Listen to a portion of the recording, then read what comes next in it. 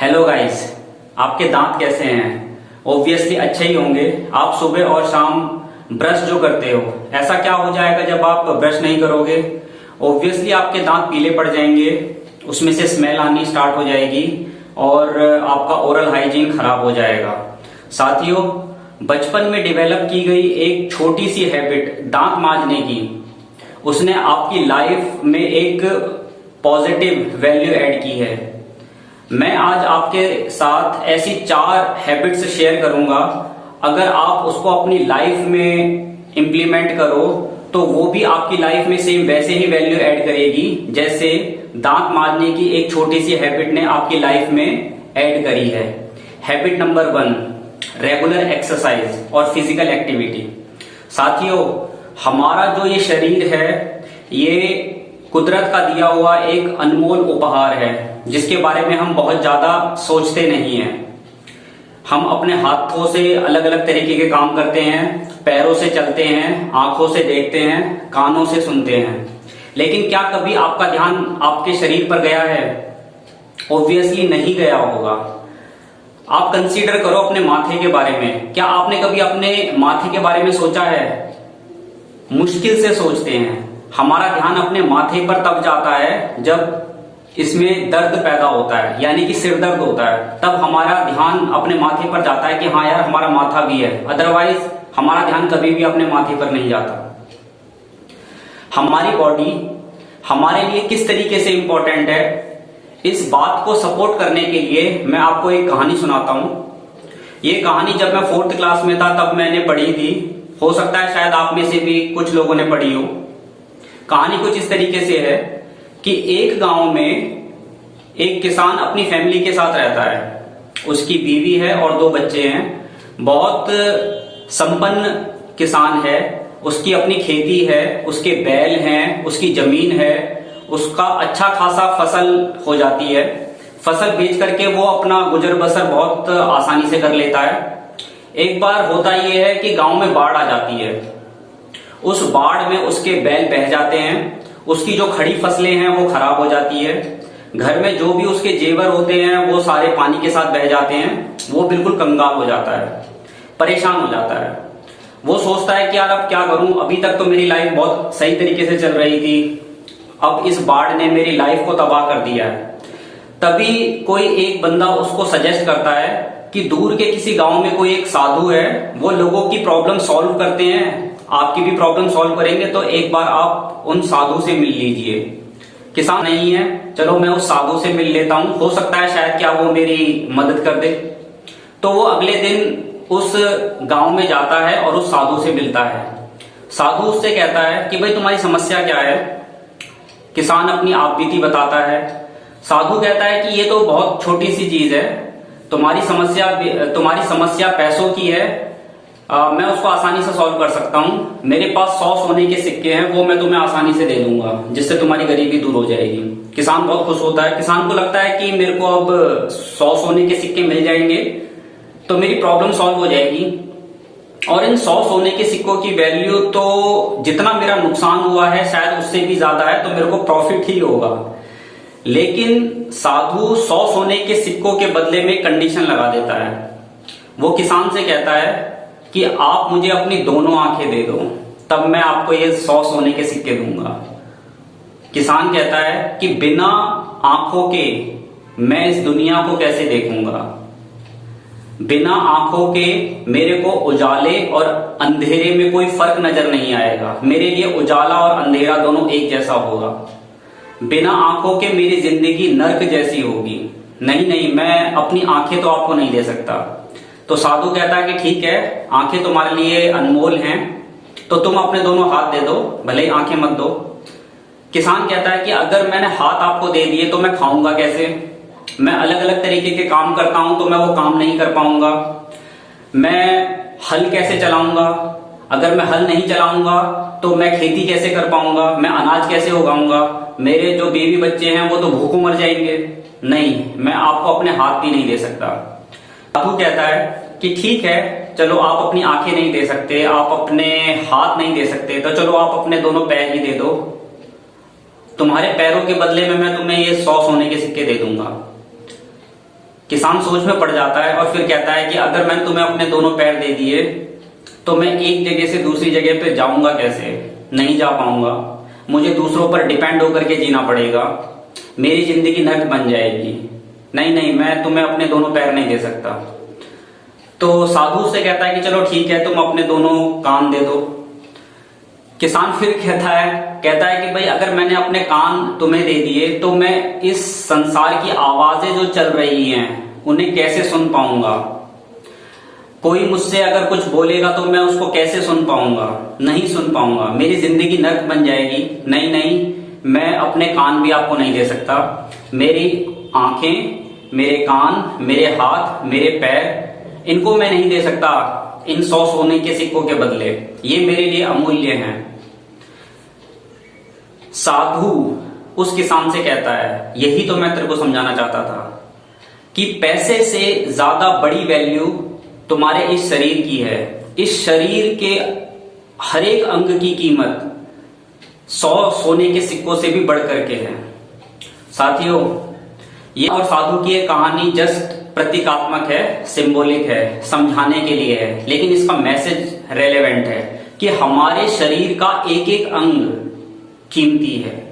हमारी आंख, हमारे कान, हमारी नाक, हमारा मुंह, हमारे दांत, हमारी जीभ, हमारे हाथ, हमारे पैर, हमारा हार्ट, हमारा पैनक्रियाज, इन सब की कीमत है। इन सब की कीमत इतनी है कि आप पैसों से उसको नहीं तोल सकते। इसकी कीमत हमें तब पता चलती है जब इसमें किसी टाइप की कोई खराबी आ जाती है। तो आपको अपने शरीर का ख्याल रखना है, आपको अपने शरीर के हर एक अंग का ख्याल रखना है।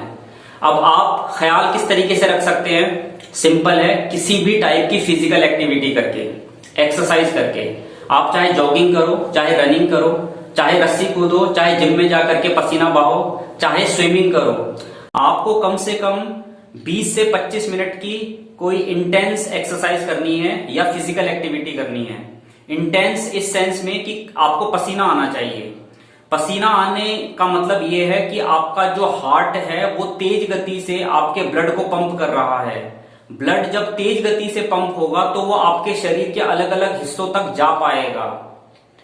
ब्लड में ऑक्सीजन होती है। जब ब्लड आपके शरीर के अलग अलग हिस्सों तक जाएगा तो ब्लड के साथ ऑक्सीजन भी आपके अलग अलग हिस्सों तक जाएगी, और ऐसा होने पर आपका शरीर हल्का फील करेगा। ब्लड में क्योंकि ऑक्सीजन होती है और ब्लड तेज गति से आपके ब्रेन तक पहुंचेगा तो आपके ब्रेन का अवेयरनेस लेवल भी बढ़ेगा। Habit number 2, mindfulness and meditation. साथियों, हमारे पैरों का काम चलना है। जब हमारा मन करे हम चलें, और जब हमारा मन ना करे तो हमारे पैर रेस्ट पे रहें। क्या आप एक ऐसे इंसान की कल्पना कर सकते हो जिसके पैर उसके कंट्रोल में नहीं है? यानी कि बस वो लगातार चले ही जा रहा है, चले ही जा रहा है, चले ही जा रहा है। उसको जबरदस्ती बैठाते हैं कि भाई खाना खा ले, वो खाना तो खा रहा है बट फिर भी उसके पैरों की मूवमेंट है। जब वो वॉशरूम जाता है तब भी उसके पैरों की मूवमेंट है। ऐसे इंसान को देख करके हम क्या बोलेंगे? ऑब्वियसली हम बोलेंगे कि भाई इसके पैर इसके कंट्रोल में नहीं है और इसको कोई ना कोई बीमारी लग गई है। कभी आपने सोचा है कि आपके माइंड का क्या काम है? हमारे माइंड का काम है सोचना, लेकिन हमेशा नहीं। जब हम सोचना चाहें तब विचार हमारे मन में आए, और जब हम ना सोचना चाहें तो हमारा मन शांत रहे। लेकिन क्या ऐसा होता है? बिल्कुल नहीं होता। हमारे मन में, हमारे माइंड में लगातार थॉट्स आए जा रहे हैं, लगातार थॉट्स आते हैं, थॉट्स की बॉम्बार्डमेंट होती रहती है। साथियों, जैसे उस इंसान के बारे में जो लगातार चले ही जा रहा है, चले ही जा रहा है, चले ही जा रहा है, उसके लिए हम ये कहते हैं कि वो इंसान बीमार है। क्या हम अपने लिए कभी कहते हैं कि हमारे माइंड में लगातार विचार आए जा रहे हैं, आए जा रहे हैं, आए जा रहे हैं, तो हम दिमागी तौर पर बीमार हैं, हमें दिमागी दस्त लगे हुए हैं, हमें मेंटल डायरिया हो गया है? नहीं। एक शोध में ये पाया गया है कि इंसान 24 घंटे में करीब 60,000 थॉट्स सोचता है। कल्पना कर सकते हो? 60,000 थॉट्स। और कमाल की बात यह है कि इसमें से 95% थॉट्स वो होते हैं जो हम ऑलरेडी एक दिन पहले सोच चुके होते हैं। लगातार हमारे मन में आने वाले थॉट्स हमारे मन को उसी तरीके से थकाते हैं जैसे लगातार चलने वाला इंसान के पैर उसके शरीर को थकाते हैं। अब हम ऐसा क्या करें कि हमारा मन ना थके? उसके लिए हमें अपनी लाइफ में दो चीजों को इंप्लीमेंट करना है। पहला है माइंडफुलनेस और दूसरा है मेडिटेशन। पहले माइंडफुलनेस पे आते हैं। माइंडफुलनेस का मतलब है किसी भी काम को ध्यान से करना, मसलन खाना खाना, नहाना, घर के और दूसरे काम करना या ऑफिस का काम करना। जैसे जब हम खाना खाते हैं तो हमारा ध्यान खाने पर नहीं होता, मन में कोई विचार चल रहा है और साथ के साथ हम खाना खा रहे हैं। आपको करना क्या है, मान लो आपने खाने का एक निवाला लिया, उसको मुंह में रखा, उसको जब आप चबाते हो तो आपका पूरा ध्यान खाने के चबाने पर होना चाहिए। आप उसको चबा रहे हो, फिर चबाते चबाते आपने उसको निगला, आपका पूरा ध्यान निगलने पर होना चाहिए। निगलने के बाद जब वो खाना आपके पेट तक जाता है तो आपका पूरा ध्यान उस खाने के चबाने से लेकर गले के थ्रू पेट तक जाने के पूरे प्रोसेस पर आपका ध्यान होना चाहिए। इसी तरीके से जब आप पानी पीते हो तो एकदम से आप जल्दी जल्दी पानी ना पिए। पानी की एक एक सिप को मुंह से होते हुए, गले से होते हुए पेट तक जाने का जो पूरा प्रोसेस है उस पर आपका ध्यान होना चाहिए। मान लो आप नहाते हो, आजकल सर्दियां चल रही हैं तो अधिकतर लोग गर्म पानी से नहाते हैं, तो होता क्या है कि हमारे माइंड में थॉट्स लगातार चल रहे हैं और हम बस नहाए जा रहे हैं। हम नहा तो रहे हैं बट हमारा ध्यान कहीं और है। आपको क्या करना है कि जब आप नहाते हो, जैसे अभी मैंने बताया कि सर्दियों का समय है, तो गर्म पानी से जब आप नहा रहे हो तो उस गर्म पानी की गर्माहट को अपनी बॉडी पर फील होने दो। इसी प्रकार पैदल चलने के लिए भी आप माइंडफुलनेस मेथड का यूज कर सकते हो। यानी कि जब आप चल रहे हो तो अब आपका पूरा ध्यान केवल चलने पर हो। आपने पैर उठाया, जमीन पर रखा, दूसरा पैर उठाया, जमीन पर रखा। इस पूरे प्रोसेस को आपको अवेयरनेस और अलर्टनेस के साथ देखना है। या जैसे मान लो आप दांत मांज रहे हो, तो जब आप दांत मांजने का जो प्रोसेस है, यानी कि आपने टूथब्रश को लिया, पेस्ट डाला, ब्रश को मुंह के अंदर रखा और दांत मांजना स्टार्ट किया। इस पूरे प्रोसेस में आपको पूरी अवेयरनेस और अलर्टनेस के साथ ध्यान रखना है कि आप दांत मांज रहे हो और अलर्टनेस के साथ कर पाओ। इसके लिए मैं आपको एक सुझाव देता हूं। मान लो अगर आप दाएं हाथ से दांत मांजते हो तो आप उल्टे हाथ से दांत मांजने की कोशिश करो। आप ये पाओगे कि जब आप उल्टे हाथ से दांत मांज रहे हो तो आपका ध्यान पूरा दांत मांजने पर है। माइंडफुल होकर के हम थॉट्स की बॉम्बार्डमेंट को काफी हद तक कम कर सकते हैं। थॉट्स की बॉम्बार्डमेंट कम हो, हमारे माइंड में कम से कम विचार आए, इसके लिए दूसरा प्रोसेस है मेडिटेशन। मेडिटेशन आपने कई बार इसका नाम पहले भी सुना होगा। बहुत सिंपल सी विधि है, आपको हो सकता है पता भी हो। आपको क्या करना है, आपको अपने घर में या कहीं पर भी खाली जगह पे, जहां पे शोर शराबा ना हो, वहां पे आराम से बैठना है, आंखें बंद करनी है और अपनी आने वाली और जाने वाली सांसों पर ध्यान देना है। हालांकि ये प्रोसेस मुश्किल है, क्योंकि जैसे ही आप अपनी आंखें बंद करोगे तो थॉट्स की बॉम्बार्डमेंट होनी स्टार्ट हो जाएगी। लेकिन क्योंकि आपने अपने मन को कभी भी शांत नहीं रखा, तो इसलिए थॉट्स की बॉम्बार्डमेंट होना स्वाभाविक है। लेकिन धीमे धीमे करके जब मेडिटेशन आपकी हैबिट बनेगी तो आप ये पाओगे कि आपके माइंड्स में विचार आने कम हो गए हैं। इसमें समय लगेगा, हो सकता है आपको महीनों लग जाएं, हो सकता है आपको साल भी लग सकते हैं, कई साल भी लग सकते हैं। ये डिपेंड करेगा कि आप मेडिटेशन को किस इंटेंसिटी के साथ कर रहे हो और किस फ्रीक्वेंसी के साथ कर रहे हो। स्टार्टिंग में आप 5 मिनट की मेडिटेशन से स्टार्ट कर सकते हो, धीमे धीमे करके इसको 15 मिनट, 20 मिनट, आधे घंटे तक ले जाओ। आप ये पाओगे कि हो सकता है कि मेडिटेशन के दौरान आपके माइंड में फिर भी विचार आते रहें, लेकिन एक चीज संभवतः आपके साथ जरूर होगी और वो आपको अच्छी भी लगेगी, वो ये कि जब करीब करीब आप 20 से 25 मिनट आप अपनी आंखों को बंद करके अपनी ब्रेथ पर ध्यान दोगे, तो आप ये पाओगे कि आपकी आंखों में एक अजीब तरह की ठंडक क्रिएट हो गई है। उसमें एक अलग तरीके की निरीहता, कोमलता पैदा हो गई है। इस टाइप की कोमलता आपने अपनी आंखों में पहले कभी महसूस नहीं करी होगी। तो केवल उस आंखों की ठंडक के लिए, निरीहता के लिए और कोमलता के लिए भी आप मेडिटेशन कर सकते हैं। जैसे जैसे मेडिटेशन आपकी हैबिट बनेगी, वैसे वैसे आप ये पाओगे कि आपके मन में आने वाले विचार आपके कंट्रोल में होंगे। यानी कि आप जब चाहोगे तब थॉट्स आपके माइंड में आएंगे और जब आप नहीं चाहोगे तो आपका मन शांत होगा। इससे फायदा ये होगा कि जब अनचाहे विचार आपके दिमाग में नहीं आएंगे तो आपके माइंड की जो प्रोडक्टिविटी है वो बढ़ेगी। क्योंकि होता ये है कि जब माइंड में अनचाहे विचार लगातार आते रहते हैं तो वो हमारे माइंड की प्रोडक्टिविटी को खत्म करते हैं, हमारे मन को थकाते हैं। Habit number 3, creating wealth. साथियों, आपने ये स्टेटमेंट अपनी लाइफ में कभी ना कभी जरूर सुना होगा कि पैसा भगवान नहीं है, लेकिन भगवान कसम भगवान से कम भी नहीं है। बिल्कुल सही स्टेटमेंट है। हमारी अधिकतर समस्याएं पैसों की कमी के चलते ही हैं। अगर आपके पास पैसा है तो आप अपनी लाइफ को एक फ्रीडम के साथ जियोगे, लेकिन अगर आपके पास पैसों की कमी है, पैसों की किल्लत है, तो आप अपनी लाइफ कॉम्प्रोमाइज्ड वे में जियोगे। पैसे में इतनी पावर है, लेकिन ऐसा क्यों है कि हम पैसा कमाने के बारे में या पैसे के बारे में ज्यादा बात नहीं करते।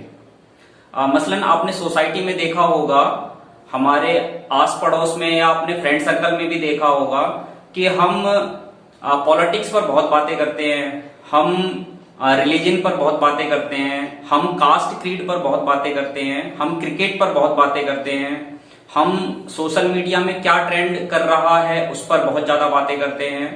बट हम पैसा कैसे कमाएं, पैसे के प्रति हमारा नजरिया क्या हो, इसके बारे में सोसाइटी में ज्यादा बातें नहीं होती। मुझे लगता है कि शायद ये एक ऑर्थोडॉक्स विचार की पैसा सभी फसाद की जड़ है। हो सकता है शायद इसकी वजह से शायद हम पैसे के बारे में ज्यादा बात नहीं करते। लेकिन मेरा मानना है कि पैसा फसाद की जड़ नहीं है। पैसा एक्चुअली में एक कैटालिस्ट का काम करता है। अगर आप क्रूअल हो तो पैसा आने पर आप ज्यादा क्रूअल हो जाओगे। अगर आप कंजूस हो तो पैसा आपको ज्यादा कंजूस बना देगा। अगर आप दयावान हो तो पैसा आपको ज्यादा दयावान बनाएगा। अगर आप काइंड हो तो पैसा आपको ज्यादा काइंड बनाएगा। यानी कि अगर आपके पास पैसा आ गया और आप काइंड हो तो ज्यादा चांसेस है कि आप उस पैसे से किसी गरीब की हेल्प कर पाओगे।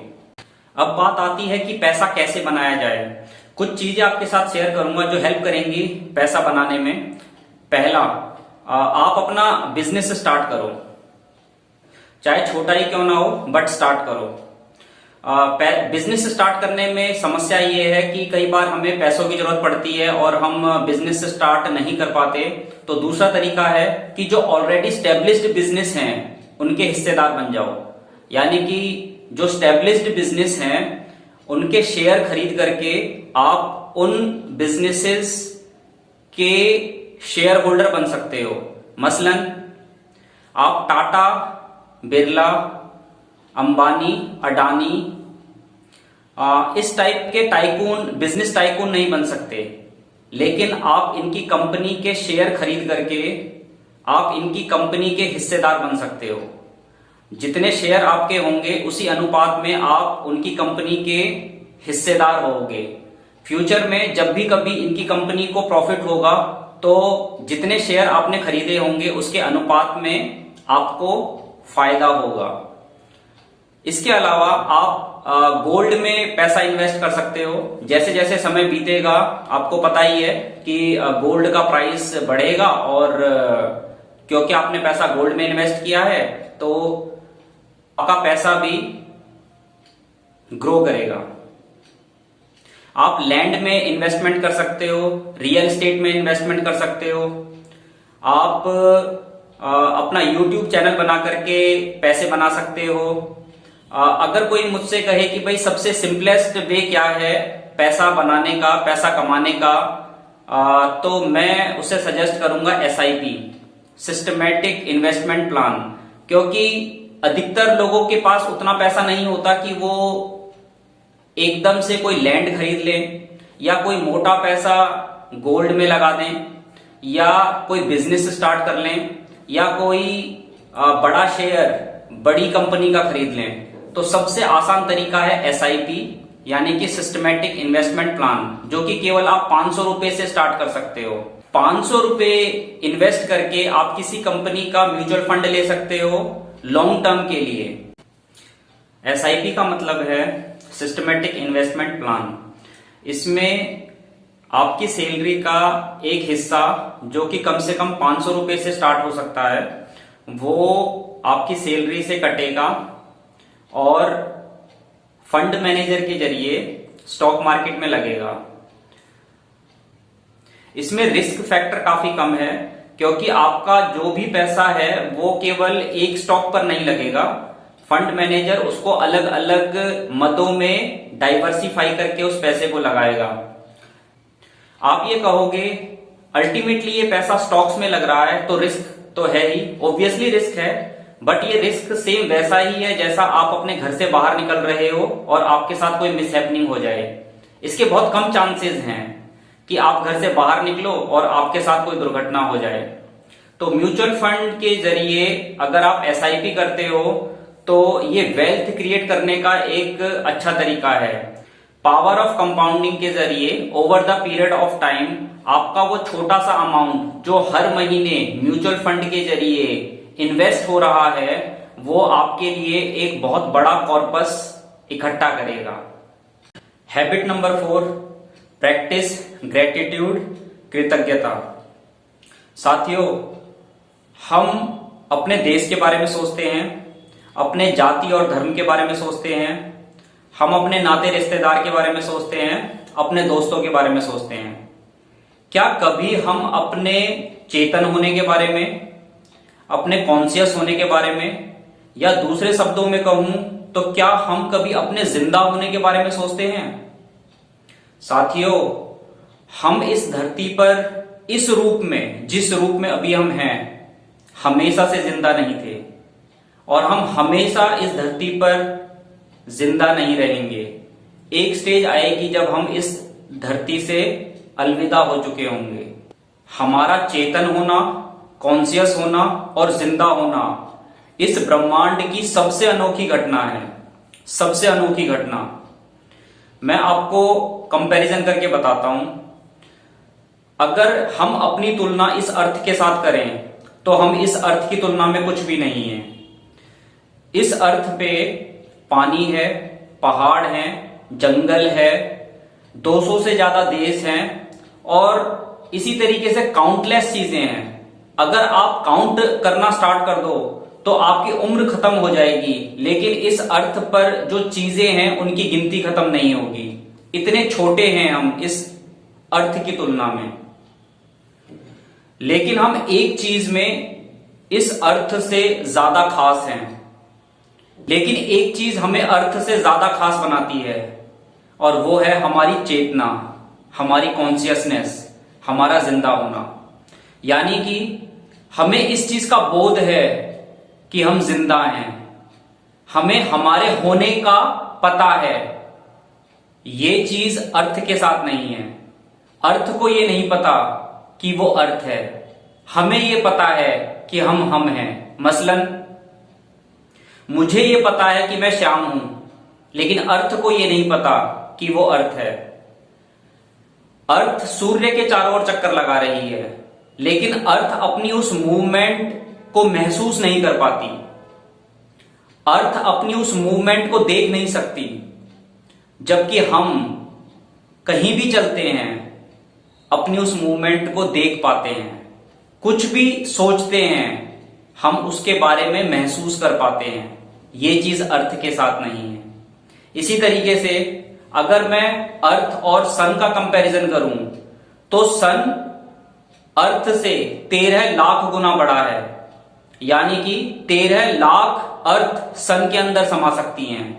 सोचो, जब हम अर्थ की तुलना में कुछ भी नहीं है और अर्थ सन की तुलना में कुछ भी नहीं है, तो हम सन की तुलना में क्या है? ऑब्वियसली कुछ भी नहीं, नथिंग, नेग्लिजिबल। लेकिन फिर भी केवल एक चीज है जो हमें सन से ज्यादा खास बनाती है। ऑब्वियसली वही हमारी चेतना, हमारा कॉन्शियसनेस, हमारा जिंदा होना। हमें पता है कि हम हैं, लेकिन सन को भी ये नहीं पता कि वो सन है। इसी तरीके से इस पूरे यूनिवर्स में करोड़ों सन हैं, क्योंकि जितने भी तारे हैं ये अपने आप में सन हैं। लेकिन उन करोड़ों तारों को, उन करोड़ों सन्स को ये नहीं पता कि वो सन्स हैं। इवन ये सारे के सारे सन्स इस विशाल ब्रह्मांड में हैं, जो कि लिमिटलेस है, जो कि बाउंडलेस है। उस ब्रह्मांड को भी ये नहीं पता कि वो ब्रह्मांड है। लेकिन इस ब्रह्मांड की तुलना में हम एक डॉट की तरह हैं, शायद एक डॉट से भी छोटे, लेकिन हमें पता है कि हम हैं। केवल इसलिए क्योंकि हमारे अंदर चेतना है, क्योंकि हम कॉन्शियस हैं, क्योंकि हमें हमारे जिंदा होने का आभास है। साथियों, हमेशा इस अस्तित्व का शुक्रिया अदा करना, हमेशा ग्रेटिट्यूड रखना इस अस्तित्व का, क्योंकि उसने तुम्हें चेतन बनाया है। तुम्हारे अंदर कुछ ऐसी खास चीज दी है जो कि ना अर्थ के पास है, ना सन के पास है, और ना ही इस यूनिवर्स के पास है। इसलिए आपका जिंदा होना, आपका चेतन होना, आपका कॉन्शियस होना इस ब्रह्मांड की सबसे अनोखी घटना है। आप खास हो अपने इस चेतना के कारण। इसलिए जब भी आपकी लाइफ में कोई प्रॉब्लम आए, हो सकता है वो प्रॉब्लम पैसों की हो सकता है आपकी जॉब की हो सकता है हेल्थ की हो, या फिर सक्सेस की हो। जब भी कोई प्रॉब्लम आए उसे अपने जिंदा होने के आगे खड़ा कर देना। आप ये पाओगे कि आपके जिंदा होने की वेटेज उस प्रॉब्लम से कहीं ज्यादा ऊपर है। यानी कि आपके जिंदा होने की जो ग्रेविटी है वो आपकी किसी भी समस्या से ज्यादा भारी है। आप जैसे ही उस समस्या को अपने जिंदा होने के आगे खड़ा करोगे तो आप ये पाओगे कि वो समस्या बहुत छोटी है और आपका जिंदा होना बहुत बड़ा है। उम्मीद करता हूं जिन 4 हैबिट्स को मैंने आपके साथ अभी डिस्कस किया उनको आप अपनी लाइफ में इंप्लीमेंट करोगे, और जिस तरीके से एक छोटा सा दांत मांजने वाली हैबिट ने आपकी लाइफ में एक पॉजिटिव चेंज किया है, इसी तरीके से अगर आप इन 4 हैबिट्स को भी आप अपनी लाइफ में अपनाओगे तो आपकी लाइफ में एक पॉजिटिव चेंज आएगा। साथियों, जैसे दांत मांजने की एक छोटी सी हैबिट आपकी लाइफ में एक पॉजिटिव चेंज लेकर के आई है, सेम उसी तरीके से जिन 4 हैबिट्स को मैंने डिस्कस किया है, अगर आप उनको अपने डे टू डे लाइफ में इंस्टॉल करोगे तो ये हैबिट्स भी आपकी लाइफ में एक पॉजिटिव चेंज लेकर के आएंगी। मैं हूं श्याम, मिलूंगा आपसे जल्दी ही फिर से किसी एक नए टॉपिक पर डिस्कस करने के लिए। तब तक आप अपना ख्याल रखो और चीजों को एक्सप्लोर करते रहो, क्योंकि एक्सप्लोर करना ही आपकी लाइफ को नया बनाए रखेगा, वरना आपका रूटीननेस आपको बासी बनाए रखने के लिए तैयार बैठा है। Thank you.